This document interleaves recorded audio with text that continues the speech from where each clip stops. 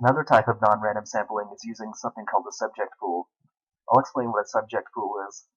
At a research university, professors and students are running studies, and they need participants to participate in their studies. At those research universities, general psychology students are required to participate in a certain number of studies during the semester per course credit. So what will happen at one of those universities is a researcher will put a sign-up sheet in the hallway that says, I need a certain number of participants to participate in my study. The researcher will leave the sign-up sheet there, and then at a certain time, maybe later in the week, some general psychology students will walk by the board and decide if they want to participate in that study. If they're interested in participating, they'll sign their names. And then later on, the researcher will come back to the board and check to see how many students signed up for the study. Typically, there's a board in the hallway that all of the researchers will post their sign-up sheets on. And when a general psychology student comes by to look at the board, the student will decide which studies that they're interested in participating in, and they'll sign their names on the sign-up sheets that they're interested in.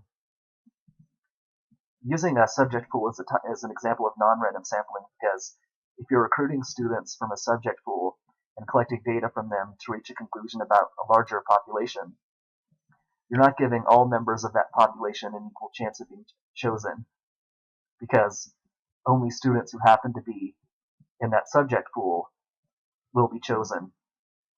Any population member who's outside of the subject pool has no chance of being selected. So it's obviously non-random sampling. It doesn't give all population members an equal chance of being selected. Now let's talk about something called statistical inference. Statistical inference is just the technical word for using data from a sample to reach a conclusion about a larger population. The reason why the word inference is used is because a conclusion that's reached about a population based on data from a sample isn't a proven conclusion. You can't use data from a sample to prove something about a larger population. You can use data from a sample to show evidence that something is true about a larger population, but you can't say that you've proven something to be true about the population, because whenever you use data from a sample to conclude something about a population, there's always a chance that a wrong conclusion will be reached. There's always a chance that even if you do a good job of running the study, there's always a chance that you'll end up getting misleading information from your sample that leads you to a wrong conclusion about the population. So the reason why the word inference is used is because a conclusion that's reached about a population using data from a sample isn't a proven conclusion. An inference is a conclusion that's supported by the evidence or supported by the data, but it's not a proven conclusion, meaning it's not a conclusion that's guaranteed to be correct. And the following are the two most basic types of statistical inference. One basic type of statistical inference is using a sample mean to estimate a population mean. In statistics, the word mean just means average, so a mean and an average are the same thing. To calculate a mean, you add all of the values and you divide by the number of values.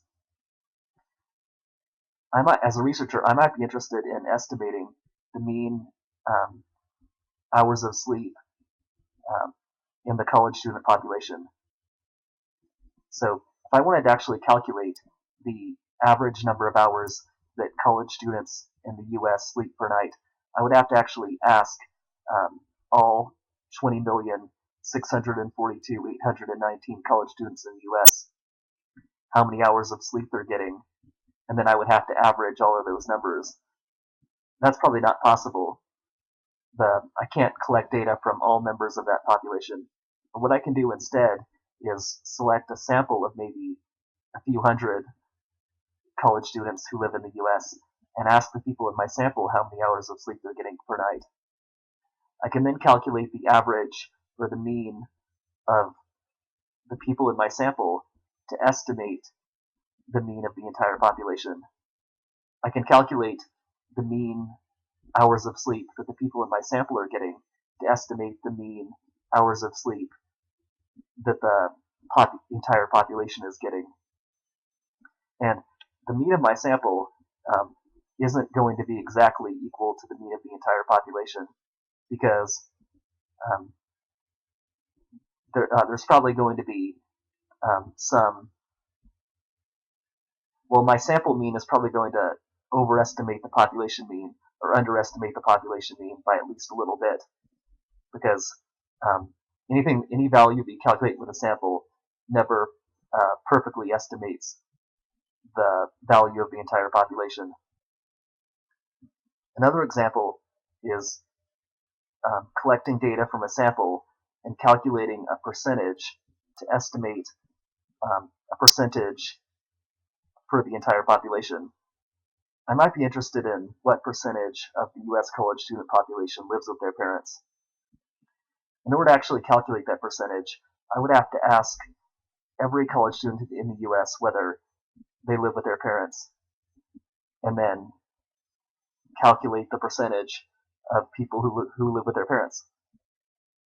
So if I actually did ask all members of the U.S. college student population if they live with their parents, and I recorded all of their answers, I could divide the number of people who say that they do live with their parents by the total number of people in the population and multiply the answer by 100, and that would be the population percentage. But I probably can't do that because I don't have time to collect data from all members of the population. What I can do instead is select a sample of college students who live in the U.S. and ask each person in my sample whether he or she lives with his or her parents. And then I can calculate the percentage of my sample who say that they live with their parents, and then use my sample percentage to give me a rough idea of what the population percentage equals.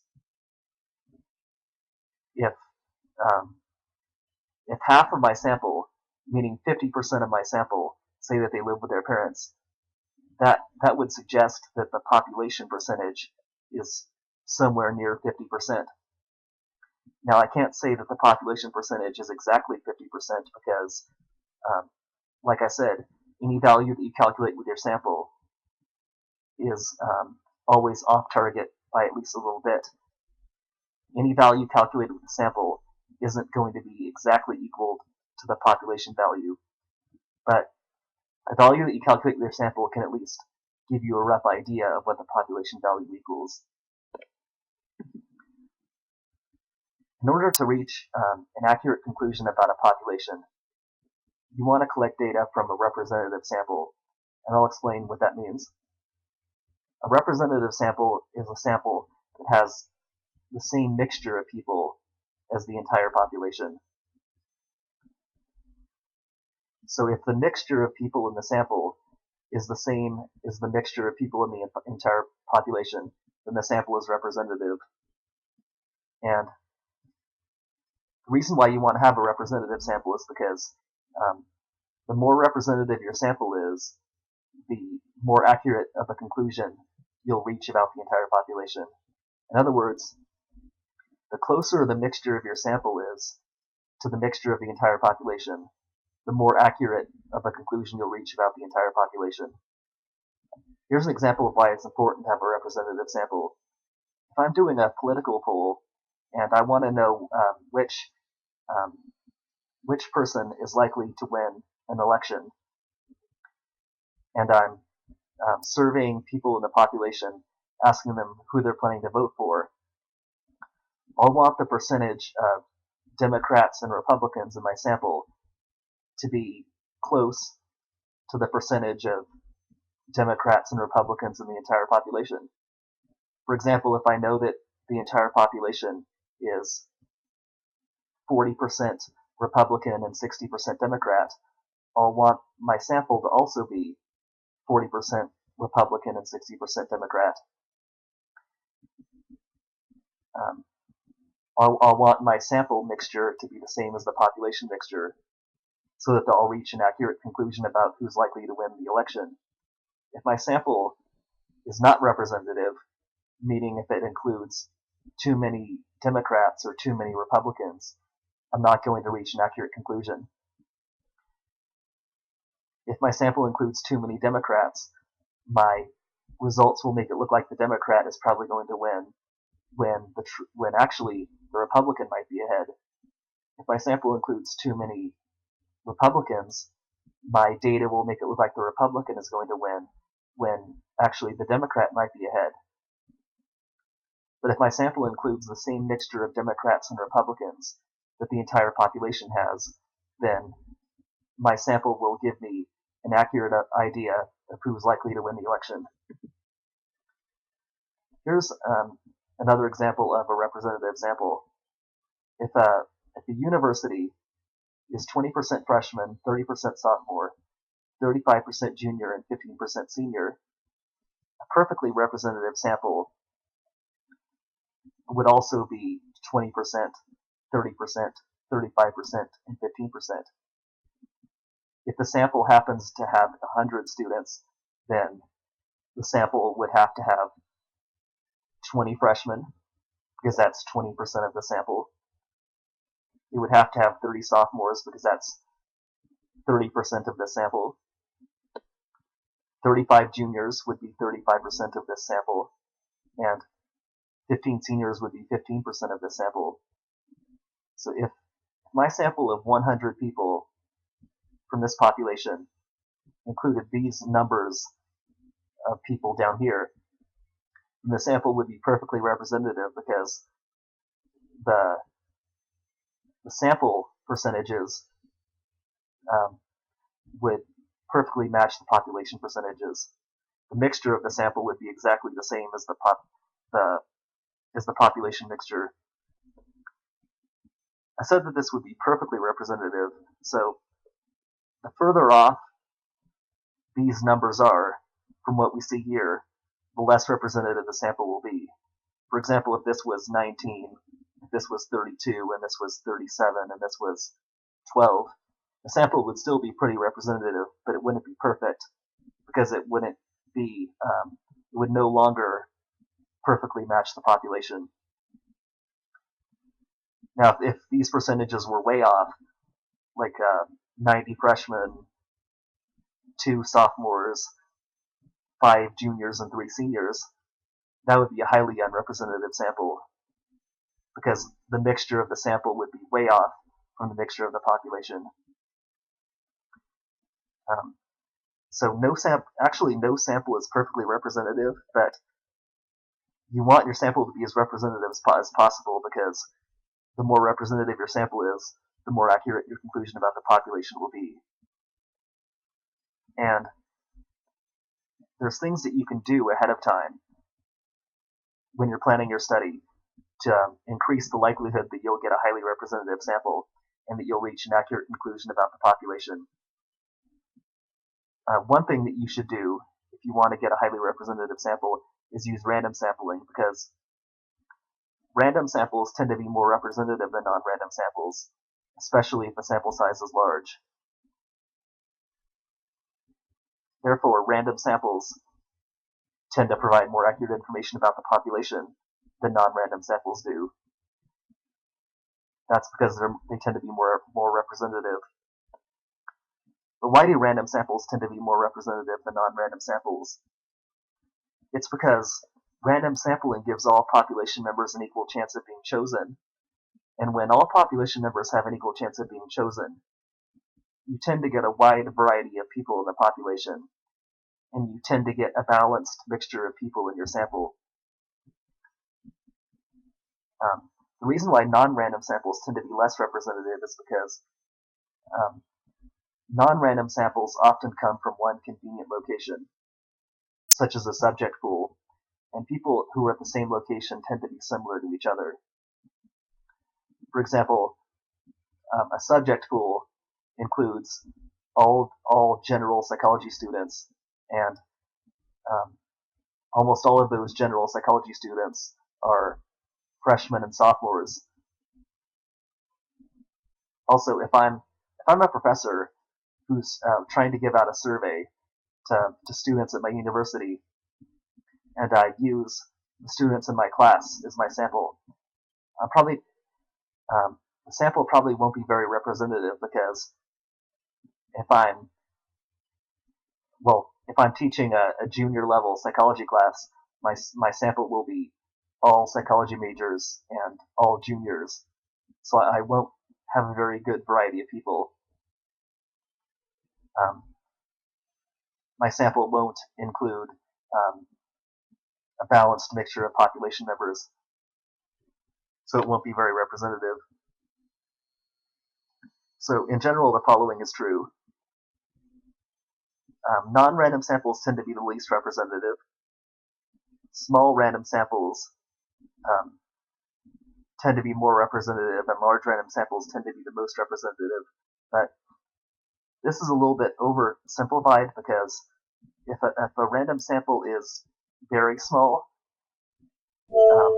such as if it's only one or two people, it's not going to be very representative or accurate, even though it is random. Also, there are things that can be done to improve the representativeness of non-random samples. One thing that can be done to make non-random samples more representative is using quotas. For example, if I'm selecting people non-randomly, I can still set targets for how many of each type of person I would like to have. For example, I could say I want my sample to include 25 freshmen, 25 sophomores, 25 juniors, and 25 seniors. In that case, I've set a quota for different grade levels. Or I could say I want my sample to have 30% of this major, 20% of this major, 10% of this major, and 40% of this major.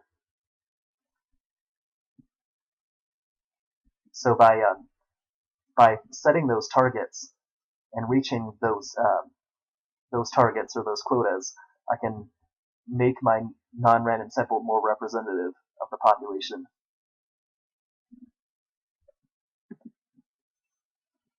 If you want to use quotas, what you have to do is you first have to find out what the population percentages are, and then set a quota for your sample to match those population percentages. And that can be difficult to do, because you typically don't know what those population percentages are. So I said that quotas can help you get a more representative sample, but it's actually often difficult to do, because you don't know what the population percentages are.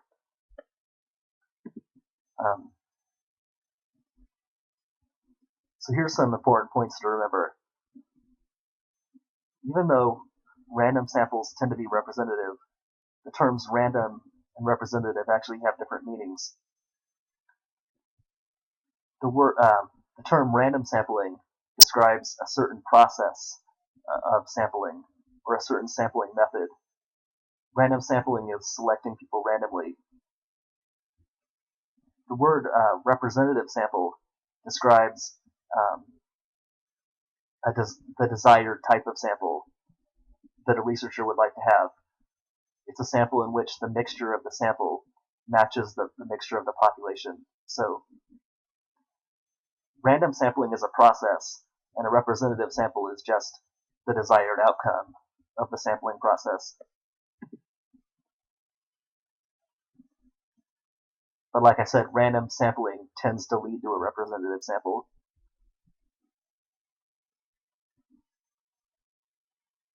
And also we have to realize that no sample is guaranteed to be highly representative, because every once in a while, even a large random sample will be unrepresentative.